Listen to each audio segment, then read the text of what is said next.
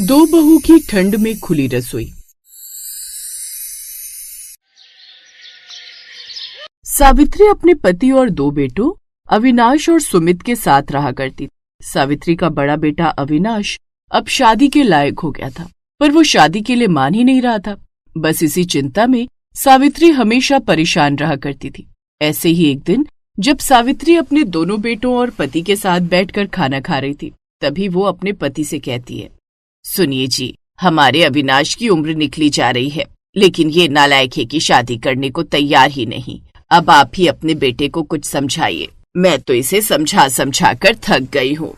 अरे भाग्यवान, अब इसमें मैं क्या समझाऊं? अविनाश अब खुद बड़ा हो गया है, उसे अपने फैसले लेने का पूरा हक है। अगर वो चाहता है कि अभी शादी नहीं करनी है तो रहने दो ना, क्यों उस पर दबाव डाल रही हो? हाँ, तो इसका मतलब ये हुआ कि मैं तुम तीनों की नौकरानी बनी रहूं और बुढ़ापे में भी बस काम ही करती रहूं। अरे मेरी भी उम्र हो रही है, मुझे भी बहू का सुख चाहिए। ठंड बढ़ रही है और इस बढ़ती ठंड में मुझसे ऊपर वाली खुली रसोई में खाना नहीं बनता, लेकिन आप लोगों को मेरी कोई परवाह नहीं है। अब मेरी एक बात कान खोलकर सुन लो, जब तक इस घर में बहू नहीं आ जाती तब तक ना तो मैं खाना बनाऊंगी और ना ही खुद खाना खाऊंगी।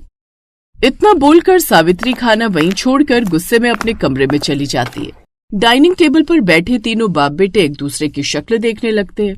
भैया, घर का मिजाज बहुत गर्म है। मैं तो कहता हूँ जैसा मम्मी बोल रही है वैसा ही कर लो। चुपचाप मम्मी की पसंद की लड़की से शादी कर लो, वरना आने वाले समय में हम लोगों को खाना नसीब नहीं होगा। एक पल को मम्मी पापा पर तरस खा लेंगी, लेकिन हम लोगों पर नहीं।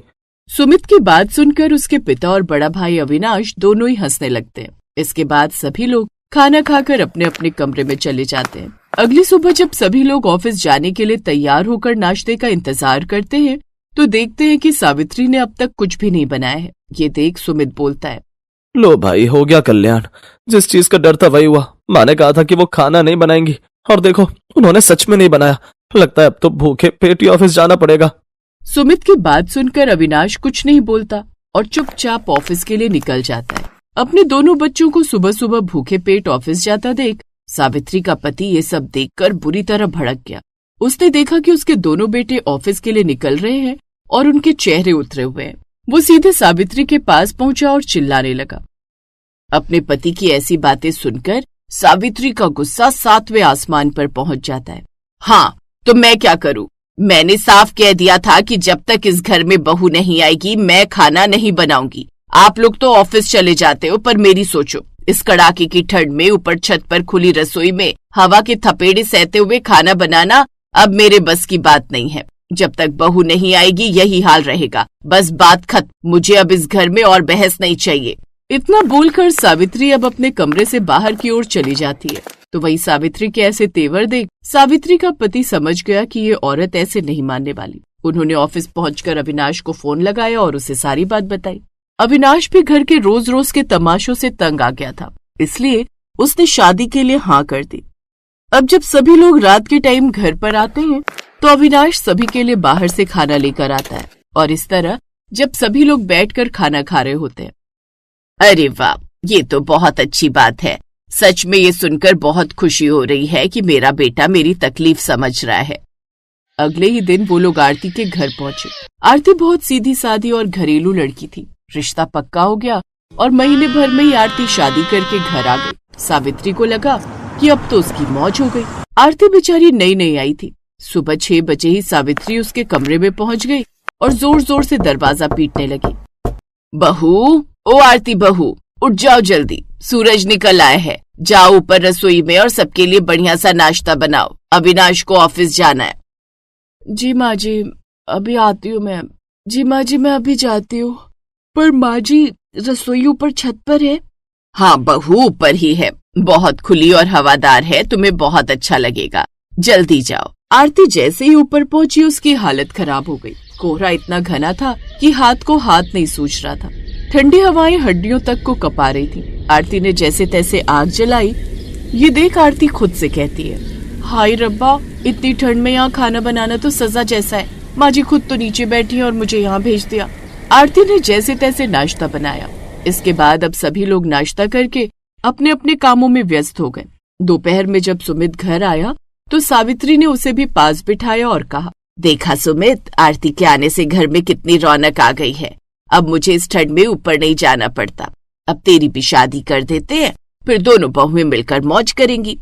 सुमित ये बहुत अच्छे से जानता था कि उसकी माँ कितनी जिद्दी है, इसलिए वो इस बार बिना किसी ड्रामे के शादी के लिए हाँ कर देता है। और इस तरह बहुत जल्द सुमित की शादी एक प्रीति नाम की लड़की से हो जाती है। प्रीति थोड़ी आज के जमाने की लड़की थी। जब उसने पहले दिन ऊपर की रसोई देखी तो वो दंग रह गई और वो अपनी जेठानी से कहती है, दीदी ये रसोई है या टॉर्चर रूम? इतनी ठंड में माँ जी हमसे यहाँ कैसे काम करवा सकती हैं? कल तो ओढ़ने पड़ रहे थे फिर भी आप ऊपर थी। क्या करे प्रीति, माँ जी बहुत सख्त है, उन्हें बस टाइम पर खाना चाहिए। ऐसे कैसे माँ जी? जब उन्हें खुद ठंड लगती थी तो उन्होंने खाना बनाना छोड़ दिया, अब हम पर जुल्म कर रही हैं। मैं तो ये नहीं सहने वाली। अगले दिन कड़ाके की ठंड थी। आरती और प्रीति दोनों ऊपर रसोई में थी। प्रीति का हाथ ठंड की वजह से सुन्न हो गया था और गर्म तवे से टच हो गया। दीदी मेरा हाथ जल गया, अब बहुत हो गया। प्रीति की चीख सुनकर अविनाश, सुमित और सावित्री का पति भागते हुए ऊपर आए। वहाँ का हाल देखकर सबकी आंखें फटी की फटी रह गई। दोनों बहुएं ठंड से कांप रही थी। प्रीति रो रही थी और उसकी वजह से पूरा फर्श गीला था। क्या हालत हो गई है? माँ ने अपनी सुविधा के लिए इन्हें इस नर्क में झोंक दिया। माँ ये बहुत गलत है। अगर आपको ठंड लगती थी तो इन्हें भी लगती है। क्या ये आपकी बहुएं नहीं है? सावित्री भी पीछे खड़ी थी।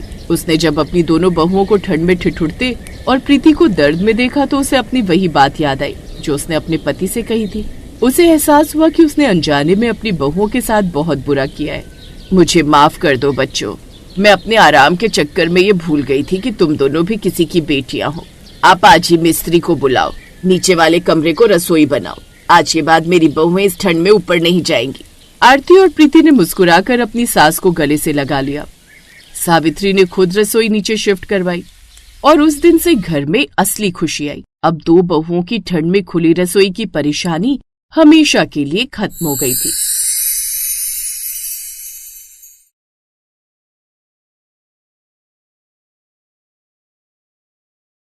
दिसंबर का महीना शुरू हो चुका था। पहाड़ों से उतरती ठंडी हवाएं दिल्ली जैसे मैदानी इलाकों तक आ गई थी। उसी शहर में एक गली के कोने में बना घर था मेहता निवास का, जहां घर के मुखिया मदन मेहता, उनकी पत्नी गोमती, बड़ा बेटा उदय, बहू अंकिता, छोटा बेटा अनुज और बेटी सुप्रिया रहते थे। सर्दियों के दिन शुरू हो गए थे। एक रोज मेहता निवास में सुबह के 6 बजे थे। बाहर बर्फीली हवा थी मगर अंदर रसोई में हलचल शुरू हो चुकी थी। अरे रे कितनी ठंड है, इतनी ठंड में हाथ धोते ही बर्फ लगती है।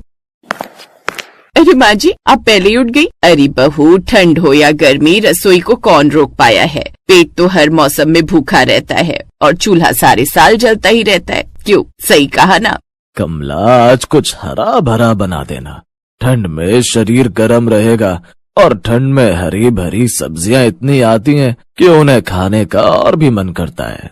हाँ ये तो आपने सही कहा जी। ठंड का मौसम तो बड़ा ही अच्छा होता है, न एसी न पंखे न पसीना, और खाने में हरी भरी सब्जियां वो अलग। बहू ऐसा कर, आज खाने में तू पालक का साग और बाजरे की रोटी बना ले। ठीक है माँ जी, मैं बाजरे की रोटी बना दूंगी, लेकिन मक्खन तो है ना? है बहू, पर ज्यादा मत डालना, जानती है ना इनका कोलेस्ट्रॉल बढ़ जाएगा।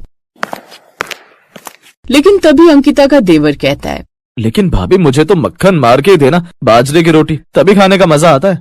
ये देखो कैसा चटोरा बन गया है ये अनुज। जब से भाभी आई है पेटू होता जा रहा है। खैर इसका भी कसूर क्या है, इसकी भाभी इतना अच्छा खाना बनाती है कि जिसे 2 रोटी खानी हो वो तो 4 खा जाए। और अभी तो मेरे अंदर भी जान बाकी है, मक्खन भी खा लेंगे और ठंड भी भगाएंगे। कुछ देर बाद अंकिता सबके लिए पालक की सब्जी साथ में मक्खन मारकर बाजरे की रोटी भी बनाती है, जिसे सभी बड़े ही शौक से खाते हैं। फिर घर के सारे काम निपटा कर अंकिता अपनी सास से, माँ जी घर में सभी सब्जियां तो खत्म हो गई हैं, मैं इनके साथ बाजार जाकर ले आती हूँ। ठीक है बहू। फिर वो अपने पति उदय के साथ बाजार चली जाती है। ठंडी धुंध में सब्जियों के ठेले मानो रंगों की पेंटिंग लग रहे थे। देखो जी ये मटर कितने ताजे, इनके पास से गुजरते कितनी अच्छी खुशबू आ रही है।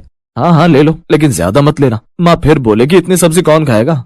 अंकिता मुस्कुराई और धीरे से बोली, अजी ठंड में हरी सब्जियां ही तो जान है। भैया कैसे दिए मटर? 120 रुपए किलो बहन जी। क्या इतने महंगे? अब बहन जी यही तो समय होता है हमारे कमाने का। अच्छा ठीक है, आधा किलो तोल दो। ऐसे एक एक कर वो और भी सब्जी जैसे मेथी, पालक, सरसों, मूली के पत्ते, शिमला मिर्च, अदरक और भी चीजें उसमें भरती है। कुछ देर बाद वो सब्जियां लेकर घर आ गई। घर आते ही उसने हरी सब्जियों से सारी रसोई भर दी। फिर शाम को अंकिता रसोई में गई और मेथी छांटने लगी। जल्दी से मेथी छांट लेती हूँ, फिर मेथी आलू की सब्जी बना लूंगी। उसे बनाने में ज्यादा वक्त भी नहीं लगेगा। साथ में बथुए का रायता भी बना लेती हूँ। अंकिता ने गैस जलाई और मेथी का छौंका लगा दिया, जिससे पूरे घर में खुशबू फैल गई। वाह वाह, इन सर्दियों में जो हरी सब्जियों का स्वाद है ना, वो अलग ही है। ऊपर से मेरी बहू के हाथों की तो बात अलग है। हर सब्जी इतने प्यार से बनाती है कि उसमें स्वाद उतर आता है। सही कहा माँ आपने। आपको पता है, परसों मैं भाभी के हाथ का बना पालक पनीर कॉलेज लेकर गई थी। मेरी फ्रेंड्स को तो इतना पसंद आया कि क्या ही कहूँ। वो तो कहने लगी कि इसके आगे होटल का पनीर भी फेल है। तभी कुछ देर बाद अंकिता झट से खाना बना कर ले आई। उसके बने खाने की खुशबू से ही सब बड़े खुश हुए। ऐसे उसने अगले दिन आलू मटर बनाए, जो सबको बड़े पसंद आए। एक रोज,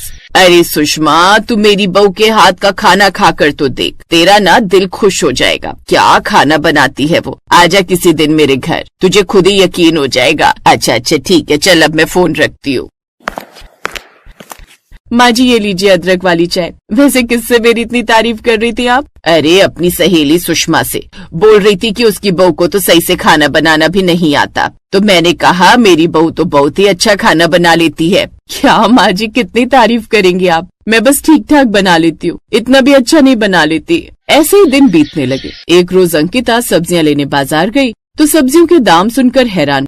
क्या 100 रुपए किलो से नीचे कोई सब्जी नहीं है? ये अचानक सब्जियों के रेट इतने क्यों बढ़ गए?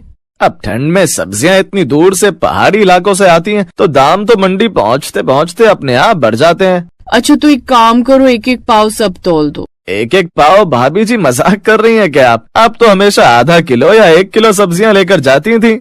अरे तो तब दाम भी तो कम थे, इसलिए लेकर जाती थी। अब अंकिता सभी सब्जियां थोड़ी थोड़ी लेकर घर आ जाती है। पहले जहाँ हरी भरी सब्जियों से रसोई भरी रहती थी, तो अब वो कुछ सब्जियों में सिमट कर रह गई थी। और उनमें भी अब हरी सब्जियां कम, लेकिन बाकी की सब्जियां उसमें ज्यादा दिखती थी। जैसे मेथी में आलू ज्यादा थे, पालक पनीर में पनीर ज्यादा होता, जिससे अब घर वाले नाक सिकोड़ने लगे। खाना खाने के बाद न जाने क्यों अब सब्जियों में वो स्वाद नहीं रहा, भाग्यवान जो पहले आया करता था। सही कहा पापा, आजकल ऐसा लगता है जैसे भाभी बेमन से खाना बना रही है। हाँ, पहले मैं कहाँ भाभी के हाथ की बनी 4 रोटी खा जाता था, लेकिन अब मैं 2 भी नहीं खा पाता हूँ ठीक से।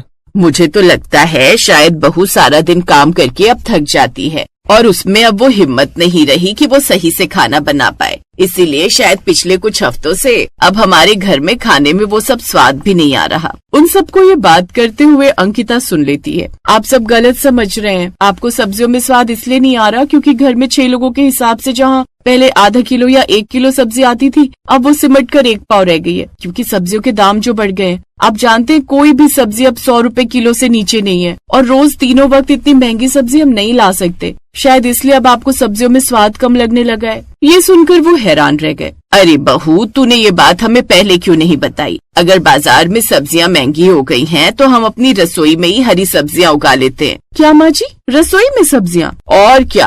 अरे तुम नहीं जानती, तेरी सास को खेती बाड़ी का कितना शौक था। अब मैं तुझे फार्मिंग करना भी सिखा दूंगी। अब हम अपनी रसोई को हरी भरी सब्जियों से भरा बनाएंगे। अब दोनों सास बहू मिलकर अपनी रसोई में ही एक जगह हरी भरी सब्जियां लगाती हैं। साथ ही उसमें एक ऐसी खाद डालती हैं जिससे हफ्ते भर में उनकी रसोई हरी भरी सब्जियों से महक उठती है। अरे वाह माँ जी, मैंने कभी नहीं सोचा था कि अपनी इस रसोई में मैं हरी भरी सब्जियां भी कभी उगाऊंगी, और इनमें से खुशबू भी कितनी अच्छी आ रही है। हाँ बहू, क्योंकि ये सब ताज़ा सब्जियां हैं। शहर की मंडी में जो सब्जियां मिलती हैं, वो खेतों से शहरों तक आते आते बासी हो जाती हैं, और ये ताजी हैं। इन सब्जियों की महक देखना कितनी अच्छी हो। बहू, पहले सरसों का साग धो ले, फिर उसमें थोड़ा सा लहसुन पीस देना। अम्मा, मैं उसमें थोड़ा पालक और मेथी भी डाल दूंगी, स्वाद और रंग दोनों आएंगे। वाह, लगता है आज की रसोई में शहरी वाली बहू का तड़का लगेगा। अब अंकिता शाम को अपनी रसोई से ही हरी भरी सब्जियां तोड़ती है और उसका साग बनाती है।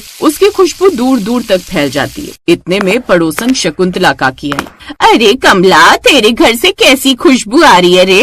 क्या पका रही है बहू? आज हमारी अंकिता ने ठंड की रसोई सजा दी है। सरसों का साग, मटर की सब्जी और बाजरे की रोटी।